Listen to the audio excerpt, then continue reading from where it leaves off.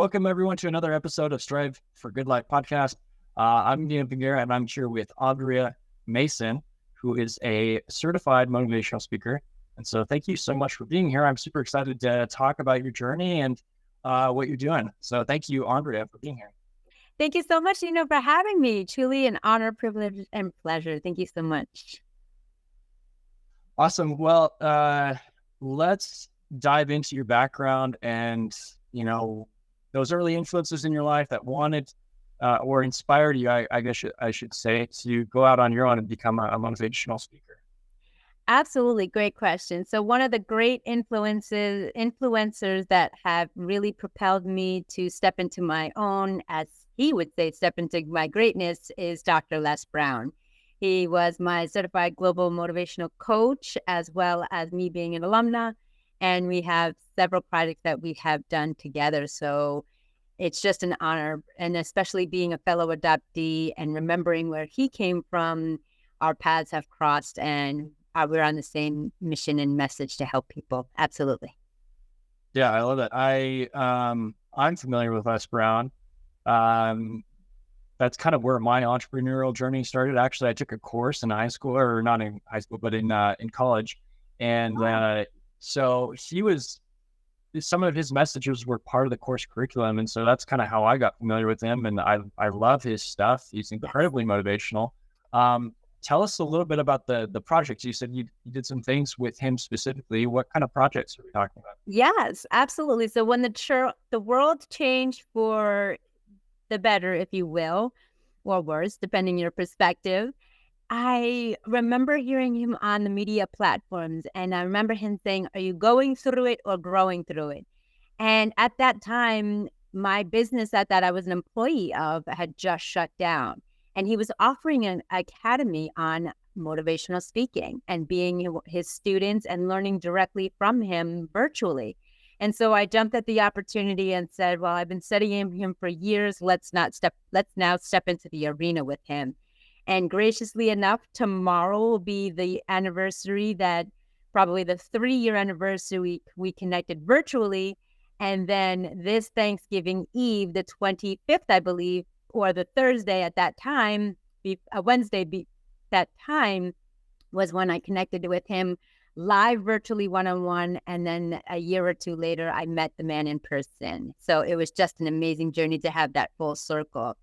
I had also endured in a global noon Zoom where I would meet with global affiliates around the world. And he graciously graced his presence as being a honorable guest on my platform. Last year, we rung in the new year on January 1st with another affiliate of mine and had him on a TV show that we were doing in collaboration. And the journey just continues from there. I connect with him and we have a good time on sharing how life has changed and all of our experiences through this journey.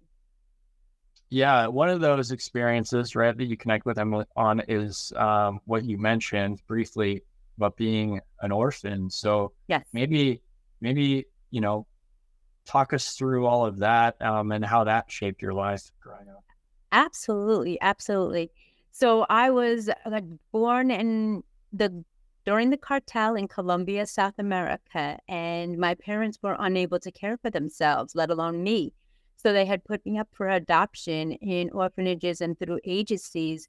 And at 11 months, around 11 pounds, I came to America and I was welcomed in unconditional love and open arms of my American family. Although that would be sounding like a treasure for most individuals, it was on the forefront within my nucleus of my family, but then became traumatic because I didn't look like my parents. My features, my mannerisms didn't align with their characteristics, physical features and traits. So I had to work 10 times harder academically. I had to really understand, my identity, not having one, and, having the luxury and benefit of my parents telling me at such a young age, with presenting me with the gift of a book, Why Was I Adopted, with the cover of the storefront window being a child and parents waiting outside excited to adopt this child. And it was a journey. It was a roller coaster because I had the unconditional love in my home, but then on the outskirts, because it was an affluent and up and coming, highly developed neighborhood, I didn't look like everyone else. So that's what endured the differences. What made me different made me authentic, but not in their eyes. So I endured abuse and bullying throughout my peers from my school. And then as I matured on in the career and workplace. And so it was really a journey to really carve out my own identity through life's adversities. Absolutely. That's so interesting. I can't relate to that, and my heart goes out to anyone that has had to be an orphan and has struggled with reconciling all of that. That's got to be incredibly difficult for anyone. How I'm sure because of the successful person that you are today, a lot of that difficulty helped you, become who you are, right? And so what kind of lessons or what kind of, characteristics did you build as, I guess in a sense, that trial by fire, as you endured those difficult times? Yes, I mean, on the home front, it was really good because my parents were very successful. Wall Street, they were able to achieve their goals of retiring or completing work, if you will, if you want to be particular about wording. They were able to successfully escape the workforce, at an early age of 55, and we were able to travel the world. But at the same token, it was difficult meeting, as me, meeting their expectations, not so much their expectations. Let me rephrase that. Meeting their standards. I always say, Andrea, no matter what you do what you love, do your best. And that's what I always held true. But, you want to appease, you want to make your parents proud. And for me, it was always struggling to make the grade, struggling to focus academically in class when people were joking and sneering at you. And then, really having to find outlets to really escape and handle the situations. Because back then, mental health really wasn't in the forefront as it is today. And it's still evolving and has so much more to go. But I would utilize that of music and athletics. I would lose myself in the music. As I learned at an early age to play the piano and write and compose my own music, and then use my physical features for the attributes of soccer and be a good athlete there and take any aggression or focus or really prove myself on the field, in those avenues. Because what happens is when you are always looking for that missing piece in the puzzle, whether it's academics, in a relationship, in life, just trying to figure out where you are, especially in today's day and age. My heart goes out to these individuals. You're constantly getting changed every day. One day it's okay to wear, shorts. Next day you shouldn't wear shorts. You know what I mean? And you're always keeping up with the Joneses, if you will. But for me at that time, there really wasn't, it was just one way or the other. There wasn't that variety that is available today. So honing into my skills and my areas of strength of athletics and music really helped me through the journey of academics and fitting in. Absolutely. Yeah, I love that. I think sports are powerful in that it really teaches self-discipline and all these other great, gives you so many great lessons in life. Yeah. That can be applied elsewhere, right? As you Mhm. move forward, especially in business. Yes. And that's what happened. Pardon me. That's what Go really ahead. helped me with the athletic realm, because I was good at the athletics, but it wasn't just about that. It was teamwork. It was the give and take, the understanding. Okay, my strength is here. Your areas of improvement are here. Really working in a cohesive manner for the same mission, which at that age you want to win, and even if you lose, you still don't point fingers. You lose as a team. You know what I mean? Everybody gives their effort. So that's really propelled me in pursuing my industries, of academics as well as my careers later on. Yeah, let's get into your career.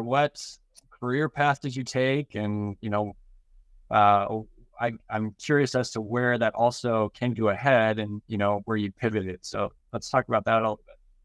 Absolutely. So I was, at an early age, around probably middle school, I was abused. And so my parents weren't really equipped to handle such conditions because, in their day and age, children were seen and not heard. And so when I approached them, they said, okay, well, we have someone that we know that maybe you can talk to. And so when the message wasn't received well, they were just like, oh, it's just a phase, it'll go away.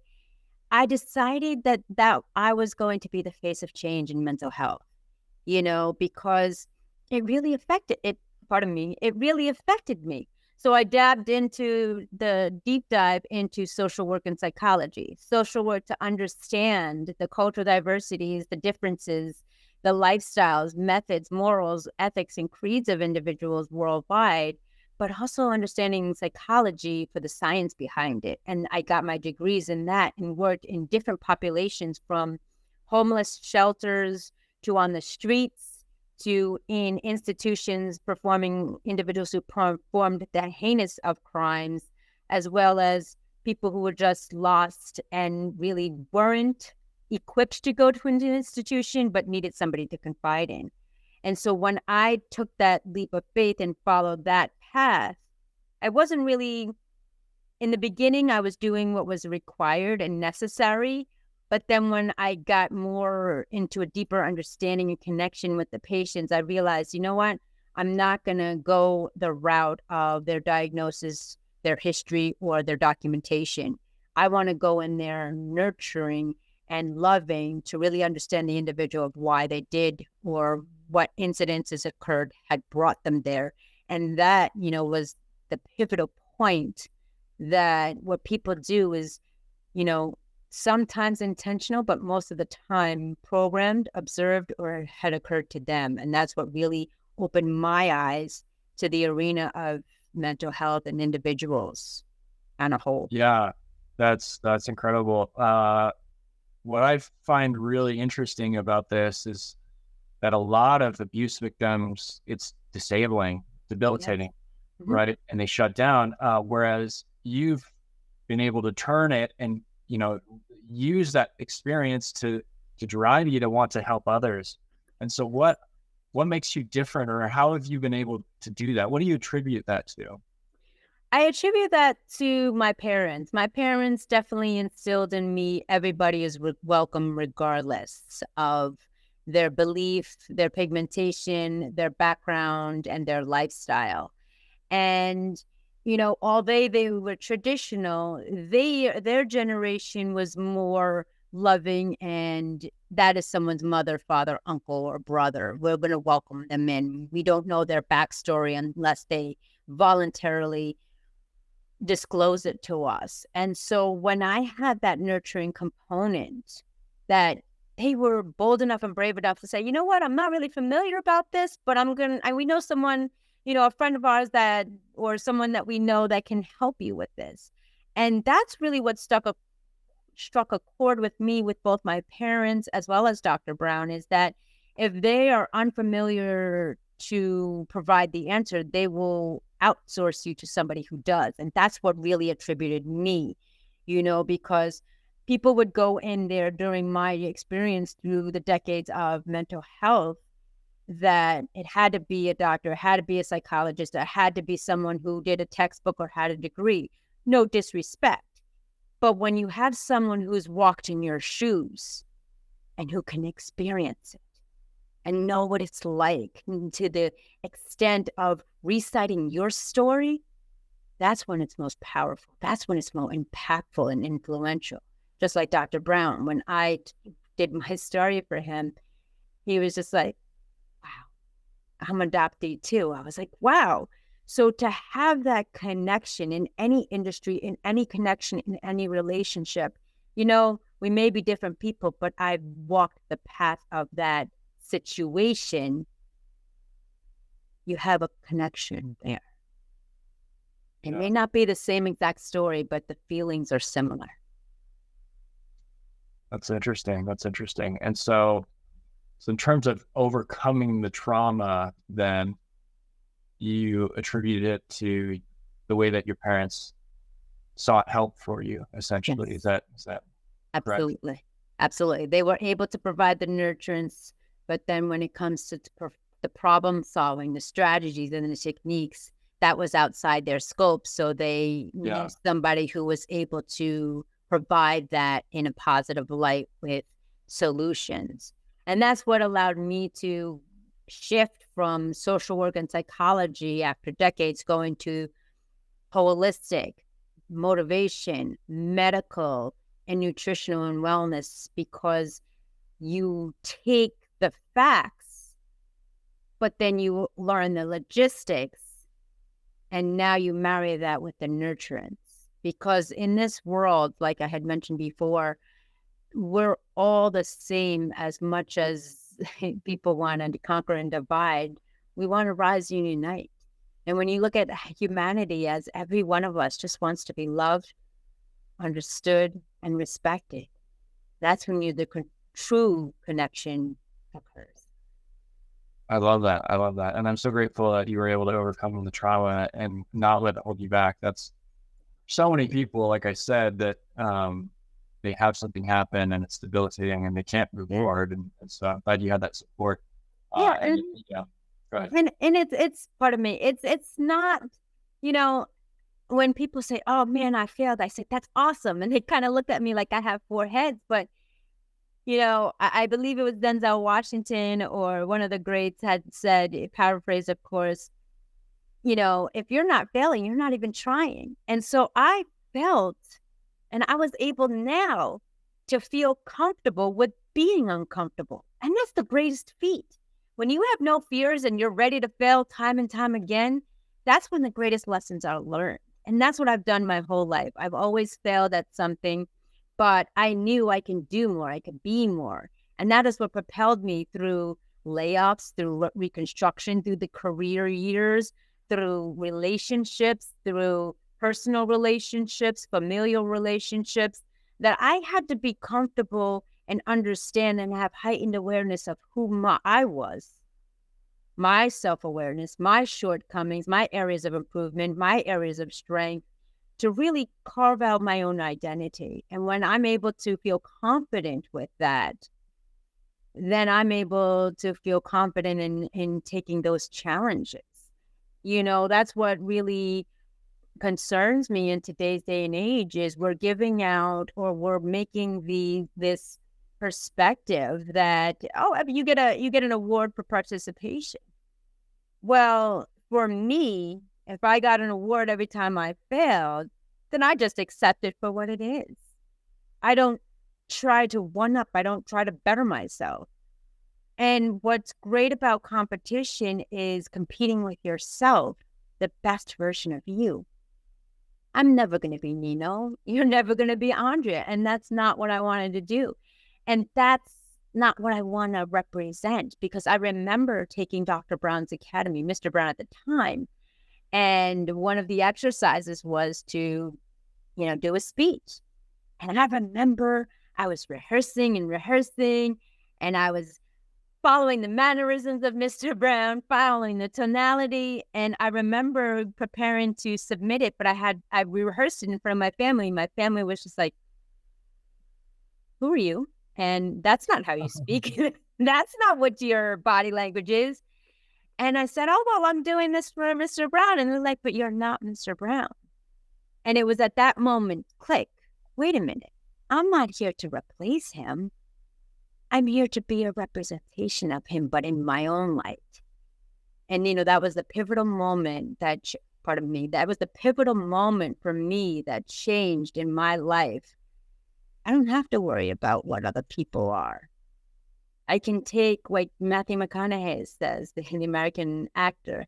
He says, find out what you don't want, and you realize who you are. Paraphrased. He said this in one of the alumni speeches at a college, a university. And I'll never forget that, because many times we want to be the next person in line, the next best athlete, the next best artist, the next best businessman or businesswoman. But all you got to figure out is who you are. When you follow your passion propels you to make progressional steps towards progression, not perfection. And that's what I've done. Yeah. I mean, clearly you're succeeding with that mindset. I think that's so fascinating that just going back a little bit, you haven't let the failures or bad experiences define you in any way. And that's something powerful that, I hope our audience, those listening, can take away from this. Yeah. Because so many are afraid to fail, but it doesn't mean anything about us. Failure is just, it's a bump. It's an experience. Right. Yeah. And I still have my moments. I'm going to be completely transparent and honest. There's moments where I just look at my life in the moment and saying, I'm working so hard. I should be here. Why am I not here? What is it? Well, ladies and gentlemen, it's through failing that you fail and fall forward. But what the key component I realized these past couple of weeks, as recent as these past couple of weeks, is patience. Universe, the creator, whatever your belief system is, they already know what you're going to do, your higher self.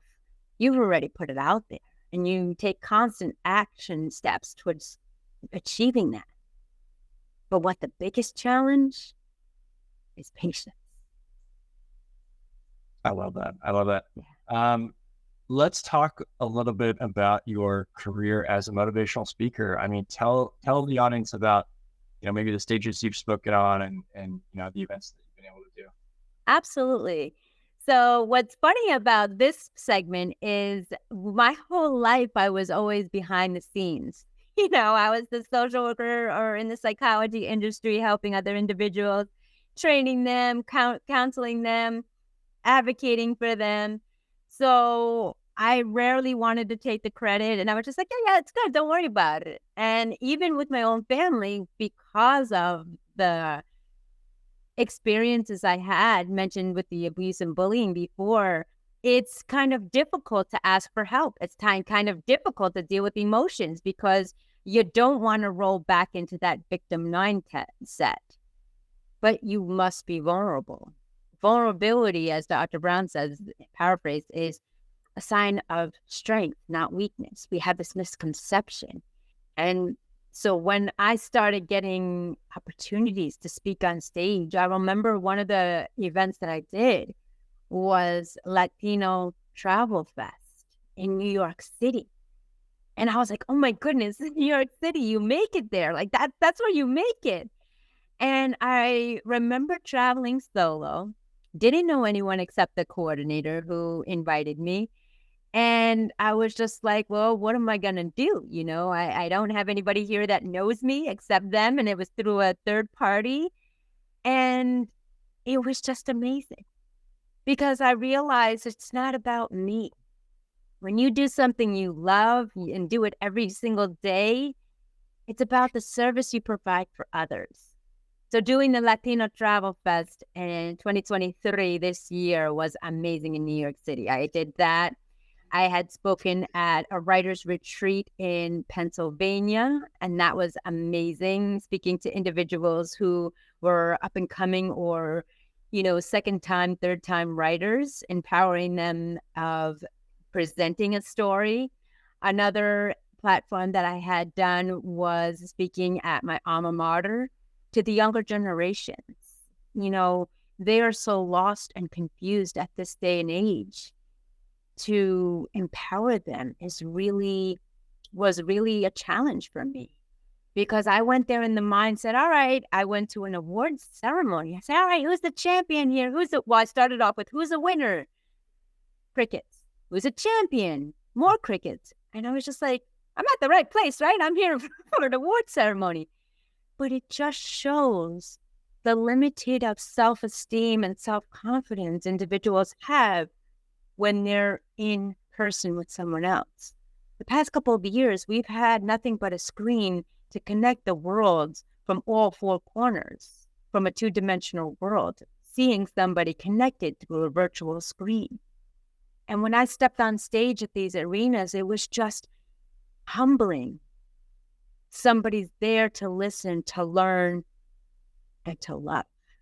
And that's the greatest gift, is my gift of my presence, my time, for it to never be wasted, nor can be given back. And it really kind of takes the package full circle, being the solution to individuals that are lost or seeking guidance. I love that. I'm glad you're helping so many people, and you're absolutely right. There have been some weird things that have resulted from all the shutdowns that we've had the last few years. Yeah. So something that I'm really curious about that directly relates to what my audience is primarily looking for, which has more to do with business, is the ability to network and put yourself in front of all these people. I mean, that's a skill in itself. So how have you done that? How have you been able to connect with, event organizers and such, and put yourself out there on the scale that you have? Well, as boisterous as I am in 3D is as shy as I was when I first started this. I had to really learn how to, I don't want to say sell, because that for some individuals is very intimidating and very overwhelming. So as we spoke before, I said, all right, well, let's not sell. Let's provide a service, a solution, and look at it that way. And when I changed the channel, the frequency, and the mindset, I was like, well, how many people can I service? How many people need to hear this?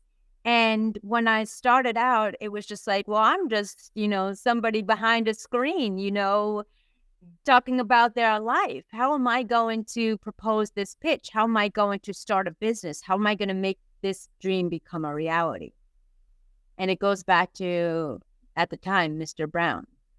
And then I'll never forget the quote that Jim Carrey says, find out what they need.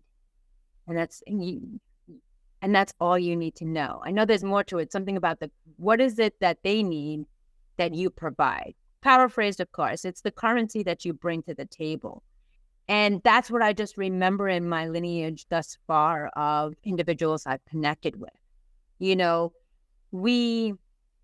There's some statistic, I'm not sure the numbers, but the individual always puts the opposing individual on the other side of the screen, stage, or conversation at such a high pedestal, when really we've all started from ground zero at one point. And when, again, it goes back to what I did with the industries of social work and psychology. You're just another individual wanting to help people. You're just another individual that has a product to solve a solution. You're just another individual that has a skill set in an arena to make modification, enhancements in the world. So when you carve away the credentials, not disregard them, but just say, you know what, this is, Sally, this is John, this is Jim, this is Allie, whatever it may be. Just a conversation. That's how it starts. And that's been the key to my success. Effective communication and effective listening. Why? And I'll tell you why. A lot of individuals, depending on where you're at, majority of the business social networking is where you work, where you've been, who you know, how'd you get there, and so forth. But when I stepped into the arena of motivational speaking, and I'll give the Latina World Travel Fest, everybody went there to serve. It wasn't what's your business card. It wasn't what your degree. It wasn't what your standing, what's your rank, what's so forth. It was, this is what I want to do to help people. How can I help you? Ladies and gentlemen, it's just as simple as saying, how can I be of service? I did a video. I have over 1,000 videos on YouTube, because that's another component. Consistency. Consistency cures all chaos. Why? Because you practice it over again. It's a habitual ritual. Go to my YouTube. You look at the first videos, you're like, Andrea, you have sunglasses on. You're not even talking to the camera. The audio is ridiculous. You can't see yourself. but it's the constant steps of progression.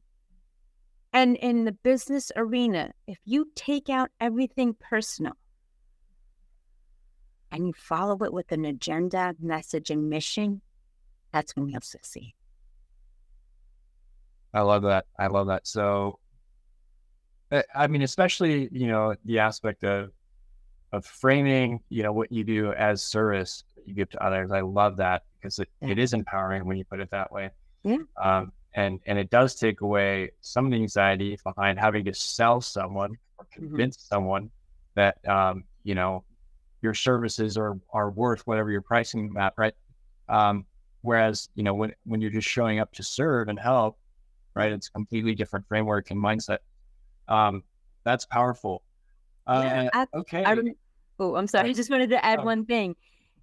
I'm a very big fan of words. Words are spells or solutions. And it's be very particular. I'm very particular with my wording. But I'll never forget when I was experiencing, the daily life of, everyday, hiccups. And I'll never forget one of my mentors had told me, when I go to a restaurant, when I go into the grocery store, I smile and I always hold the door open. Or if somebody calls, I say, thank you. And I'll never forget that. And he said, it's about customer service. So I go home, I reflect. I'm like, wait a minute. If you look at the words customer service and you look at it with a sharper lens, customer service, serving the customer, but I added to it customary service.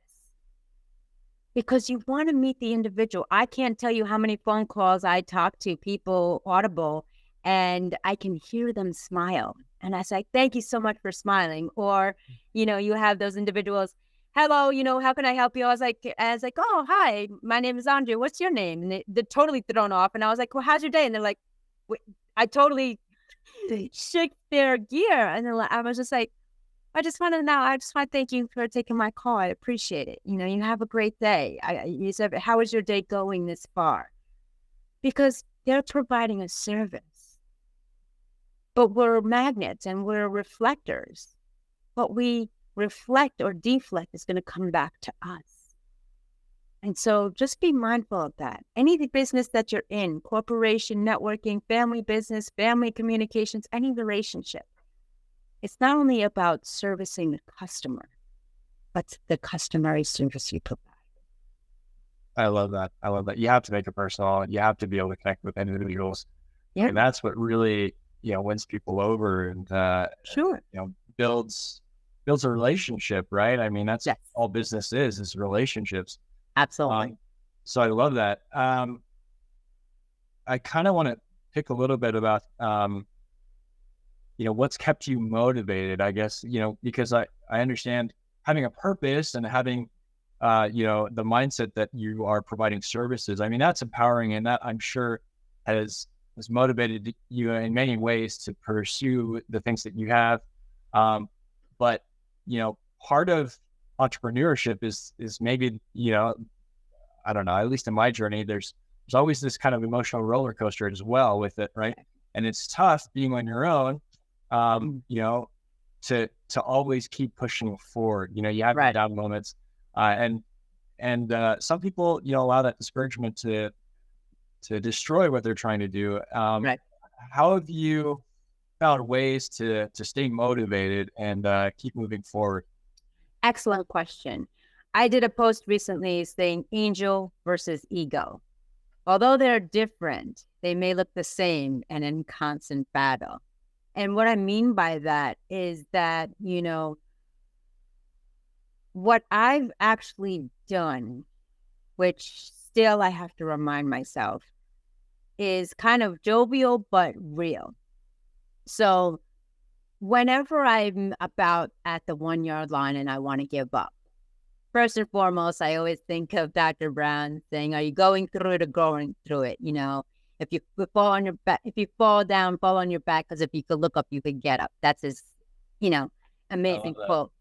But the same token is, and this is not easy. I'm going to be honest with everybody, but I always think of the naysayers. the non-believers, the predators, the prowlers, the abusers, the bullies. And I don't know what it is. Maybe it's my Latina style. Maybe it's because I'm a Taurus. Maybe it's just because I'm just stubborn or what have you. But I turn the volume up of all those individuals. And I say, I'm not going to let you win. You're the reason why I'm here. Tell me I can't, and I'll show you I will. And as crazy as that sounds, that's what motivates me, because going back to Dr. Brown, pardon the quotes, guys, but he's my coach. He says someone's opinion of you doesn't have to become your reality. And so every time I feel like, like I said, I've had emotional roller coasters during this journey. And I look back and I'm just like, why would I give all of this up for working for so hard? And it's just like those individuals. If you're working a 9 to 5, 10 to 6, or a graveyard shift, you're willing to put that much effort for those 8 to 12 hours. Why not do it for you? Take that leap of faith. And as Gary Vee says, come home, go 9 to 5, come home, kiss the dog, and grind. We all have the same amount of time. And I don't think that's what a lot of people realize. I felt to it too. I would crash coming home from work. I would go on the couch and just binge watch TV, sleep, or just eat and go to bed. It's not worth it. It's doable. It's impossible until it gets done. I'm a living testimony of it.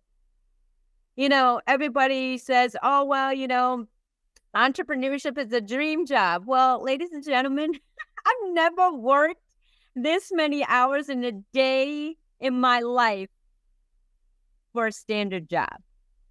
I would punch in and punch out, and then I would go about my way. I was already paid. Entrepreneurship is a lifestyle. It's a choice.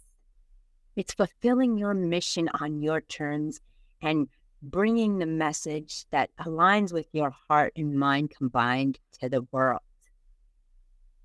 And if we keep that in mind, my motivation is those who said you can't. Man, how are you going to do that? Come on, man. You're going to be a professional motivational speaker globally. You haven't spoke to anyone in your industry. You're always behind the desk, on the phone, or behind the scenes. And it's that challenge. And it's the constant failing that I felt forward to where I am today. I love that. It's powerful. I resonate with what you said about letting the naysayers fuel you, because I don't know if it's just a personality quirk that I have, but there have been certain people in my life that have said maybe the wrong thing or the right thing, I guess, about what they thought I could or could do. And those little phrases have stayed in my mind somehow. And I keep thinking back on them. And I love using that as a way to get fired up and push myself harder. And think about that today with social media. You can just look at social media and see you could have 500 likes and you get that one dislike. Where does it go? The greats say energy flows where focus goes. You focus on that one person that's giving you the red light, the ink, the heckle, the naysaying and whatnot. What about the 500 that are supporting you? They might as well not exist. So I always remember those who told me I can't, because not out of greed, not out of ego, but a challenge. Why did you say? And I encourage the audience to do this. When you feel like you don't have motivation or you have somebody in your corner not believing in you, be bold enough in a civil and respectful manner and say, well, what makes you come to that conclusion? What's the evidence? Why don't you think I could do it? Tony Robbins, I will never forget listening to him in my studies and him saying an amazing speech talking about, people want to lose weight, people want to be rich, people want to do this, have a healthy relationship. And he said, well, I'm going to challenge you. He said, ask yourself this question: why you and why not you?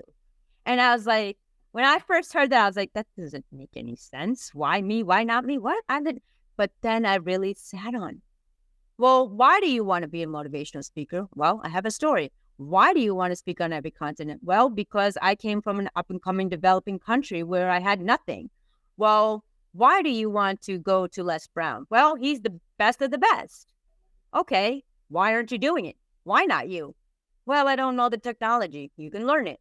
Well, I don't have the time. We all have the same time. Well, I don't have the support. You don't need support.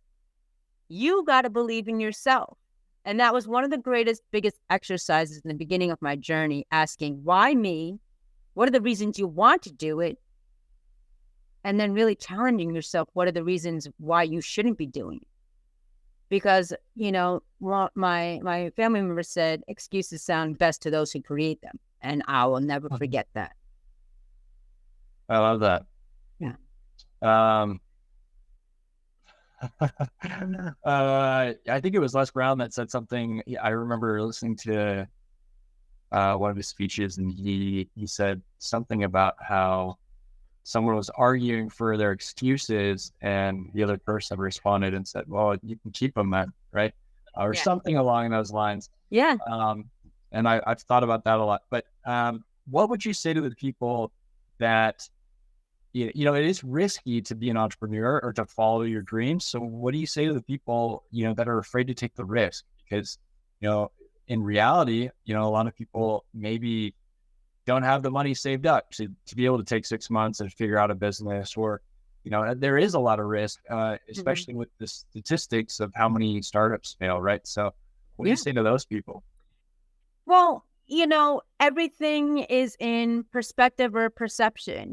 Perspective is the information and data that you got from your research and so forth. And the perception is how you see it based on your morals, ethics, and values and upbringings. So I say to those individuals, I did a summit for teens, a global summit, and it was talking about the up and coming entrepreneurs and college, age students coming up. And I said, this is what I said to them. It's a couple of step process. Number one, you have a vision. What is your reasoning for it? What is the vision? Get it out there. Get it in the universe. Law of attraction, Wayne Dyer, all the greats talk about it. If you can buy the late great, one of my virtual coaches, the late great Bob Proctor, if you could see it in your mind, you can hold it in your hand. It's all about the belief system. Don Miguel, the 4 or 5 agreements. List goes on and on. But I would say to the upcoming entrepreneurs, aspiring entrepreneurs, or those starting out, have a vision, number one. Number two, do your research. It's just like investing in yourself. What is the research? Do voluntary work, do apprenticeship, do an internship. When I stepped into this arena, I didn't just jump in cold feet. When I was, when I had, because of the restructuring of companies before my last job, I was on unemployment, and they said, well, you can go back to school. And I was just like, yeah, no, that's not happening. And then I asked the Tony Robbins question, well, why not? And it was supported by unemployment. And so when I took the course, I realized that, wait a minute. All right. So if I want to do motivational speaking, let me get a job or apprenticeship or an internship in that arena. And I was working with one of the greats in the Upper West Side. And she taught me, I saw the good, the bad, and the ugly. And I was like, all right, so this is what it takes. So first, have a vision. Number two, get your feet wet, or get your hands dirty, whatever phrase appeals to you. Do it for a day, a week, a month, whatever you can do. Volunteer your time, because the next step is the investment, not only financially, but in your time, your sacrifices, your travel, your sleep, your adjustment, your adaptation. And then when you have the investment there, you make an informed decision. And who's to say you have to start a business overnight? study it, learn from people, do as much experience, hands-on experience you can get. You know, I said a couple of months ago, I said, dreams don't have deadlines. They create destinations. Who's to say you have to be a successful business owner in a certain amount of time? Take your time.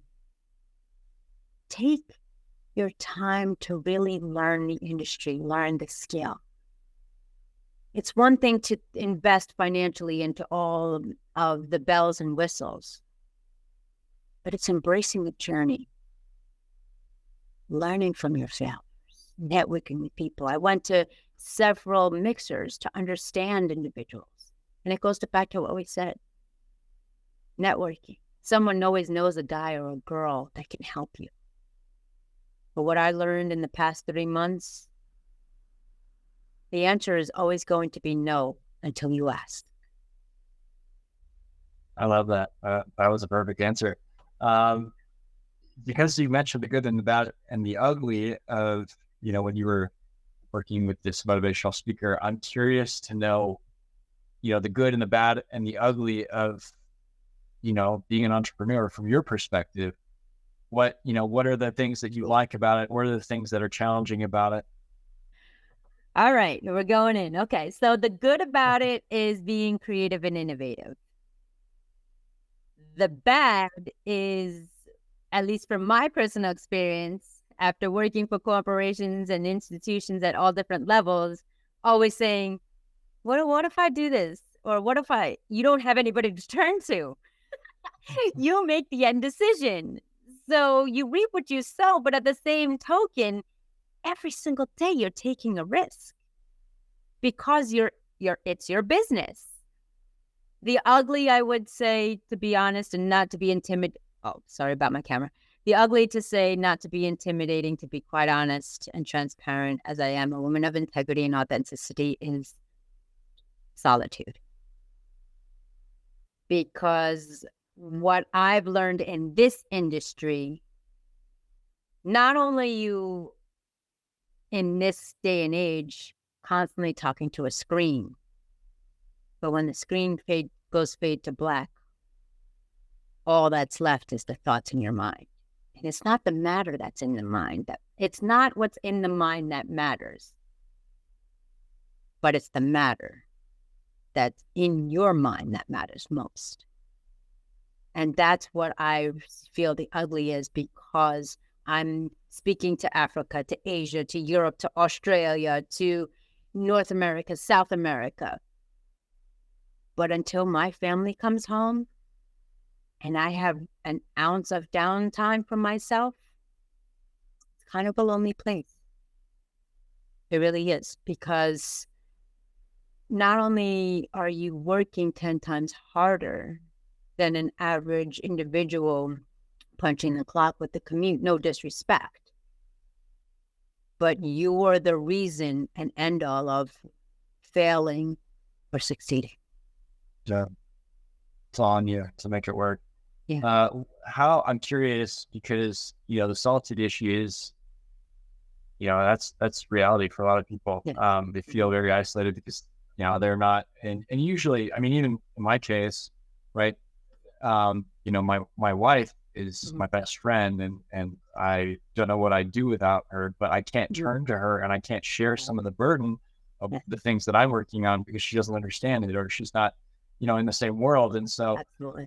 My question would be, how have you found ways to overcome those feelings of solitude? Is there, I don't know, are you part of maybe mastermind groups, or do you have friendships that you've built intentionally to kind of help give you the support, or what do you recommend? Well, it's a great question, because there's 3 parts to that. Number one, my family doesn't understand, because all of them have worked for an employer or no longer work because they have chosen to, I don't like using the word retire. If you look it up, it's pretty morbid, but they retired in the casual dialogue. But, as far as masterminds and connections, I do have a group of people that I reach out to. But at the same token, for me personally, I find difficult that I'm still always evolving and learning is, like you said, putting that burden on someone else, because you have this image of being a coach. I'm a personal accountability coach, as well as an author, as well as a public speaker, as well as, you know, many hats. But you have that where I said ego versus angel, saying, well, are you really going to ask for help? Are you really going to share your thoughts? Because you're supposed to be the expert here. And if it leaks that you need help, are you really credible? So I do what has helped. And it's actually funny it's being brought up, because this week was really difficult for me for whatever reason. And so, during the change of the world, I say it's hindsight in 2020 because I'm successful where I'm at now. But a lot of our family and friends relocated and not down the street to other states or other countries for whatever reason, good, bad, or indifferent. And so for me, it is difficult because our family doesn't know, unless they're entrepreneurs themselves, the actual journey behind the scenes and on the stage. But at the same token, for me again, it's a learning curve. Where do you draw the line of trust? Where do you draw the line of boundaries with individuals, especially with masterminds, especially with, networking? It's one thing to provide support, pay it forward, refer, and outsource. But at the other token, it's credibility and experience on how you're going to help somebody else, if that makes sense. Yeah, I think it does. Yeah. Well, I just realized that we're pushing up on time. This has been a really enjoyable conversation. Thank you so much for having me. I hope it's been valuable for our audience. I'm sure Yes.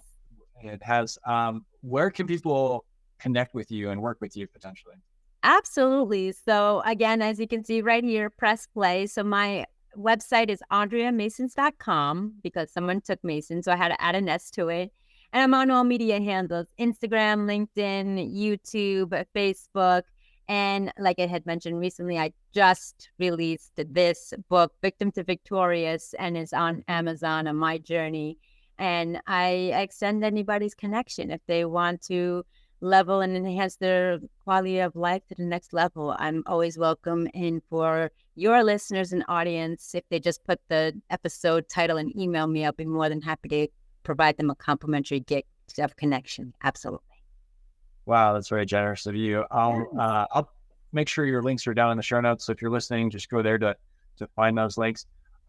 Thank you so much. Is there one last message that you want to share with the audience before we close out?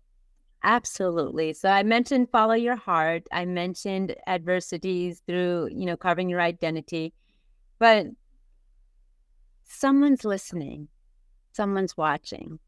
And through life's trials and tribulations, miracles are made. And through the triumphs and tribulations that people endure, lessons are learned. So always remember, no matter where you are, no matter what age or what stage, you have the choice always to be inactive, proactive, or just by the wayside. But in the end, you have the choice to press play, plan life according to you. You're worth it and you deserve it. Thank you. Thank you. That was perfect. For everyone listening, thank you so much for being here and supporting our channel. Please share this content with others. And of course, whatever platform you're on, make sure you're subscribed so you don't miss out on future episodes. Thank you again, Andrea, for being here. And we'll catch you guys in the next one. Yes. Thank you so much. Have a wonderful day.